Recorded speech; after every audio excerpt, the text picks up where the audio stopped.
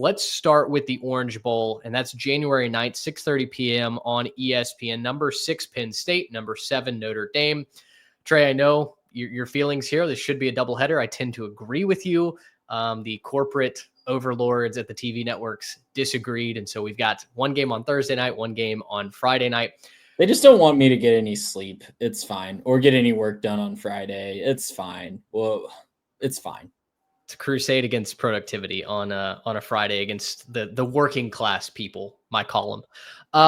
Trey, I'll pitch it to you first here. With Penn State and Notre Dame, they've been primarily known for their defense this year, but is that what jumps off the page to you when you look at these two teams, or is it something else that is kind of your lead storyline going into the Orange Bowl?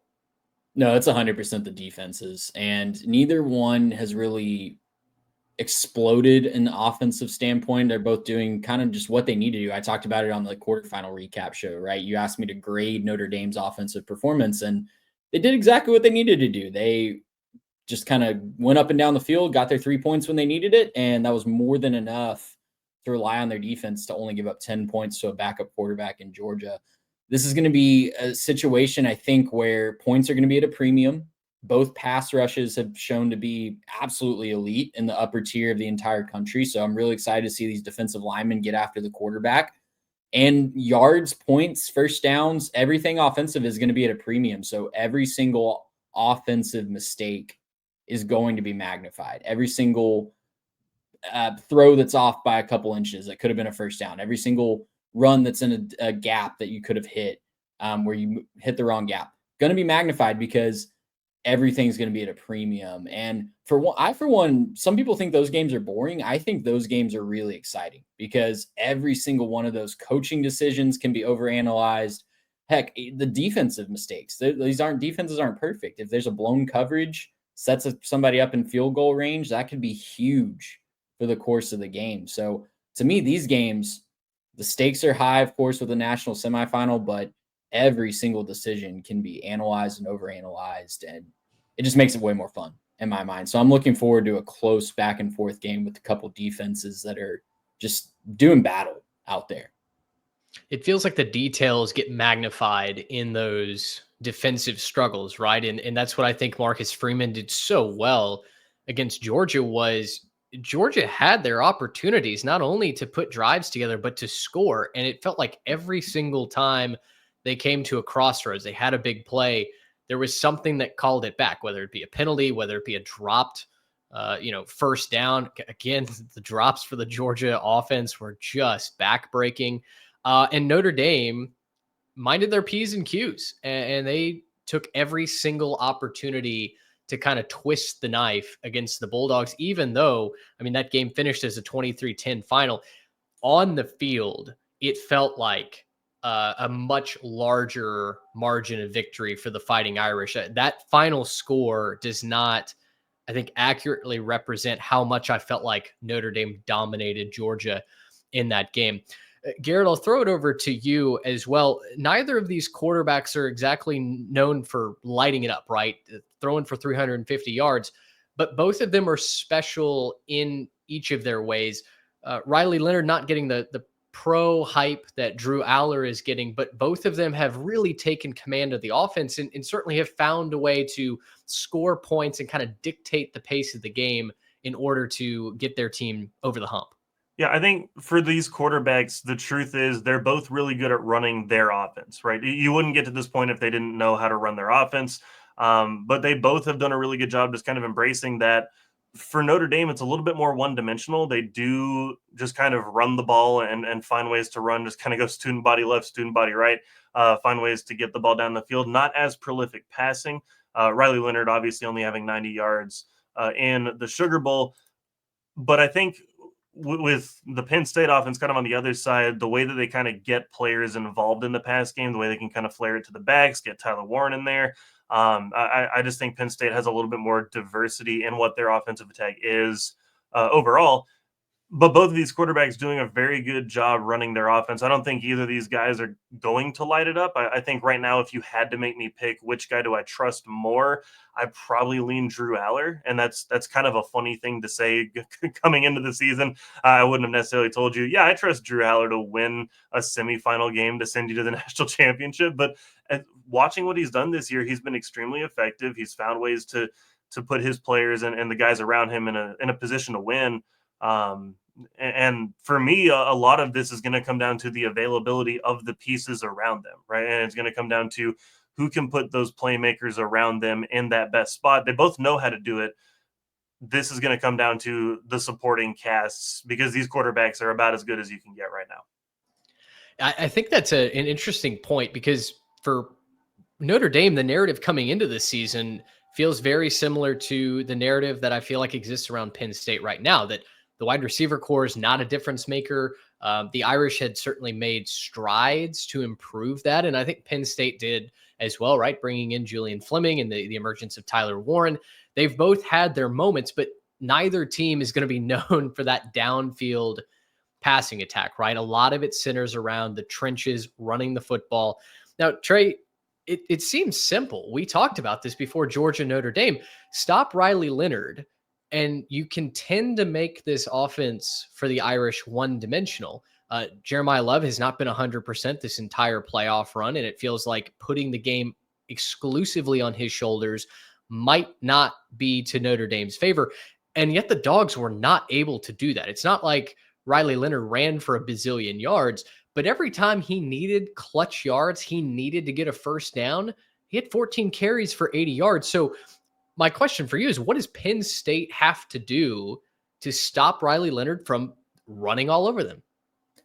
It's not going to be the big runs that they have to worry about. You mentioned it's not a high yards per carry situation. It's a volume shooter situation with Riley Leonard running the ball.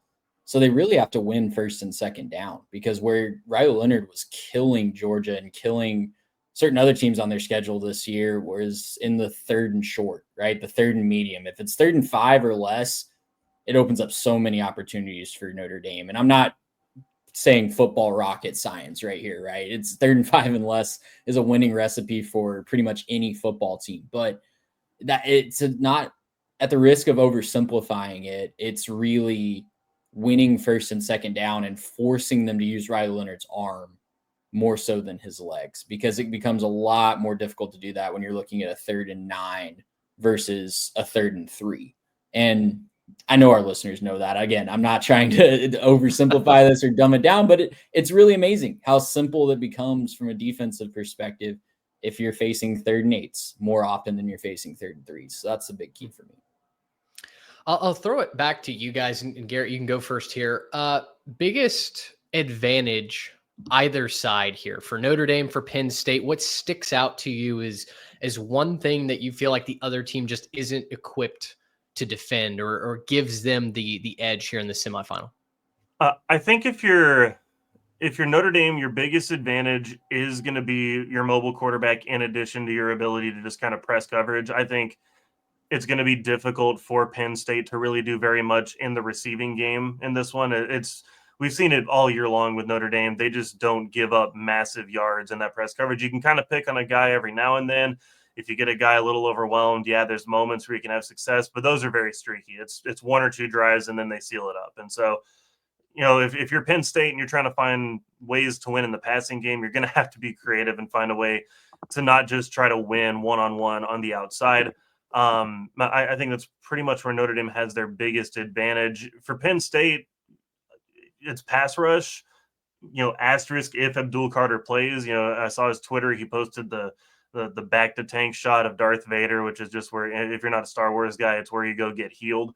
And so he's pretty much just telling me, like, yeah, I'm going to go take a dunk for a week in the healing tank, and we'll see what happens next week.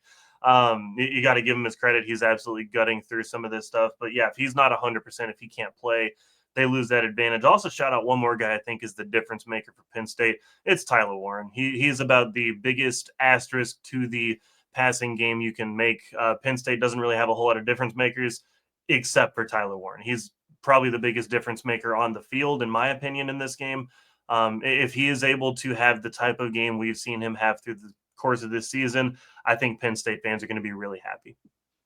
For me, the biggest advantage Notre Dame has is getting explosive plays on the ground from their running backs. Jeremiah Love is just a bomb touchdown waiting to happen.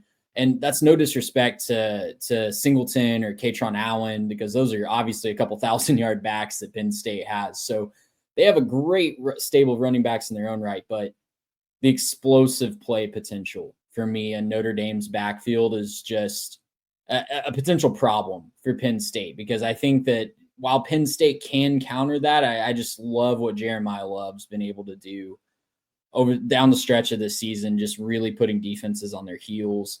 We saw it with a 90-yard touchdown run against Indiana. We saw it a couple times where it looked like he was ready to break one against Georgia. And I think that potential could swing a game that's otherwise very tight in the direction of the Fighting Irish. It's fun to look at these two teams statistically because they're very similar, right? They both want to run the ball first. Their defenses are both inside the top 10 in almost all the metrics, all the key metrics at least.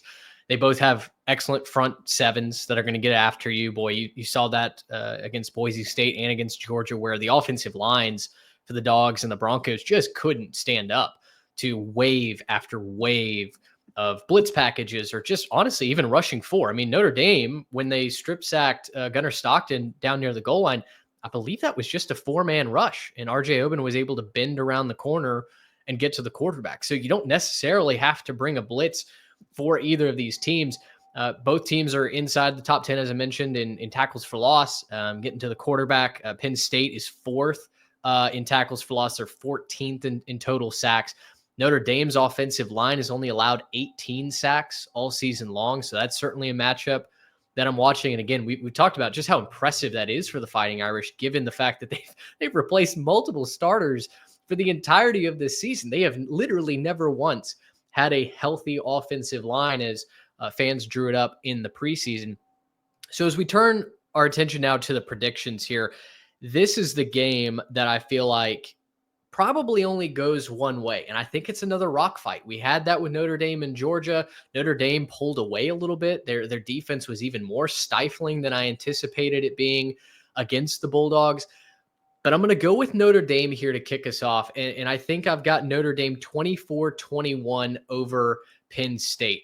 Both of these teams are at risk of being made one-dimensional. And even though I think the better quarterback is on the side of the Nittany Lions, I think the better collective unit and the better running attack is actually on the side of the Fighting Irish. For whatever reason, I trust Notre Dame's offensive line to get the push up front, to find a way to stop what's been an elite Penn State pass rush and just do enough, basically, to win this football game. I think I also trust Notre Dame's defense a little bit more. Garrett, you mentioned, and we talked about it, the press man that Notre Dame likes to play. If Notre Dame can take away the run, at least to some degree of effectiveness, they're going to make Drew Aller have to throw into some really tight windows. And outside of Tyler Warren, I don't know that Penn State has a guy that's going to be able to separate and be that X factor deep down the field. So I think this is going to be a beautifully ugly game to watch. I think this is truly going to be which team maybe capitalizes on turnovers, who gets that sack late. But I'm going to roll with the Fighting Irish here. I'll take them 24-21. I'll take Notre Dame 20-13 range. I don't see that. I don't see this being a high scoring game either. It's going to be a rock fight, fun defensive battle. But for all the reasons you said, I think Notre Dame just has a few more playmakers. I think they have a few more just proven skill sets in these big games this year, quite frankly, because for all, obviously, great season for Penn State. Making it to the semifinals is nothing to scoff at, no matter who you're playing, but Notre Dame has certainly had the tougher road. And getting here to the semifinal, the teams that they played to get here and beaten to get here are a little bit better, and I trust Notre Dame more. So 20-13 Fighting Irish. I'm going the other way. I'm going Penn State on this one. I've actually kind of been impressed with what they've done. A couple things on this. They've got 7 turnovers the last couple games versus Notre Dame's got 3. Both teams really do find ways to turn the other team over, but Penn State's been exceptional at it the last couple of games here in the playoffs. I've been really impressed with what they've been able to do on defense, just kind of shutting teams down, bringing that intensity.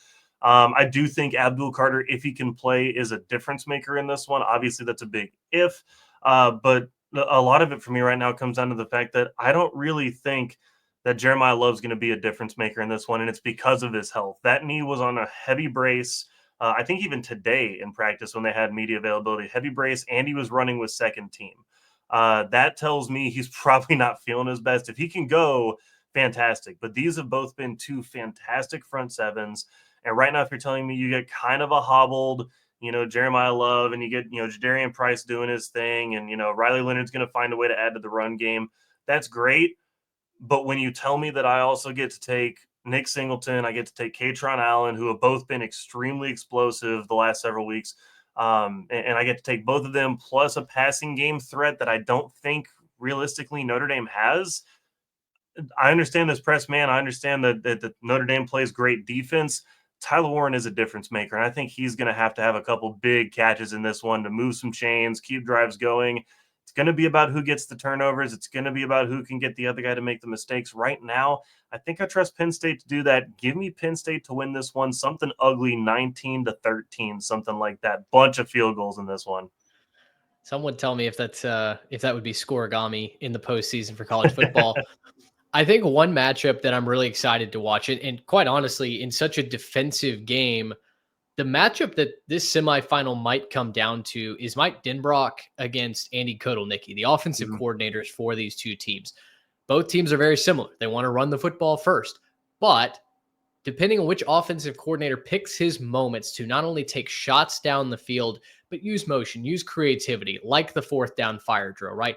If you can find a moment to get that extra 5 yards, to get that extra 10 yards, that could be the difference in one of these games. And whether it's Penn State using Tyler Warren as creatively as they have, Notre Dame finding a way to get the ball into Jordan Faison's hands, Jaden Greathouse using that height down the field in a goal line situation. That's what I think, going to be watching with pen and paper in hand on Thursday night, grading these offensive coordinators, because it's all right in front of you. You know what Notre Dame's going to do. You know what Penn State's going to do defensively. Now, how do you go beat it? I think will ultimately be the determining factor in who wins this game. One big thing on the run game side of it, though, and I want to make sure that I'm highlighting this too, Notre Dame has beaten some good teams, but not necessarily great running teams, I would say. And this is not to, shade Georgia or Indiana. Not a couple of teams I really, when I look at those teams, I think, really run the football well. Georgia, we've talked about several times this year, really struggled to run the football. You put that on the flip side and you watch what Penn State was able to do, shutting down the best running back in college football, and an SMU team that really likes to run the football. They did a really good job against the run there. I think that's going to be a little bit of a prelude to what you'll see with the numbers moving one way or the other. I think Penn State's going to do a better job against the run than Notre Dame will. And I think that probably ends up kind of playing into what you were saying, Mitch, and being able to be creative, be able to dial up a play here or there. I just think a lot of that base offense, I think, probably leans Penn State for me. Well, we'd love to hear what you guys think at 3Tech Pod. You can write in 3techpod@gmail.com. Let us know your predictions for the Orange Bowl. Make sure you tag us on our social media, and you can write in our YouTube channel as well. Gracious, how about that?